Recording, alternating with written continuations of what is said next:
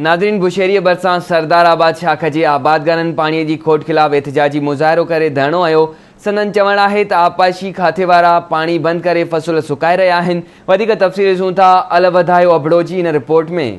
आबपाशी खातो हर दफ़े पोखाईअ जे वक़्तु पाणी बंदि करे आबादगारनि सां वॾो ज़ुल्म करे थो। सरदाराबाद शाख ते वाराबंदी करे 100 एकड़नि ते ॿधल ज़मीन बंजर बणिजी वई आहे ऐं आबादगार अञा ताईं पोखाई बि न करे सघिया आहिनि। सरदाराबाद शाख जे आबादगारनि आबपाशी खाते जे अमलदारनि ख़िलाफ़ एहतिजाजी मुज़ाहिरो करे धरणो आयो। उन मौक़े ते हिननि आवाज़ टीवी सां ॻाल्हाईंदे चयो त सरकारी माप 13 डिसिमल आहे, उहा 4 इंच थी हले।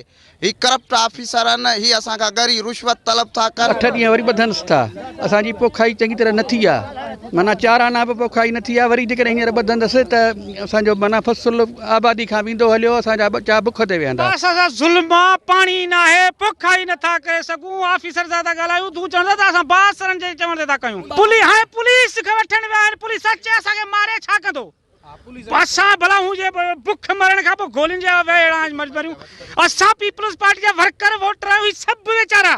असांखे पीपी खे वोट ॾियण जी सलाह ॾिनी थी वञे। वो मथे ते के वेठा आहियो, खुदारा ॿुधो हिननि ग़रीबनि जो आह खणंदव। सरकारी माप आहे उहो 13 डेसिमल आहे, जंहिंमें हींअर जेको हलंदड़ आहे उहो 4 डेसिमल पाणी आहे।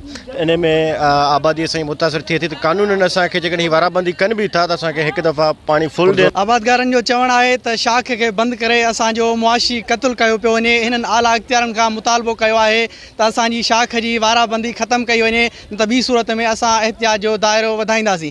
कैमरामैन नासिर खानदादी सां गॾु अल वधायो अबड़ो, आवाज़ टीवी बुछेरी।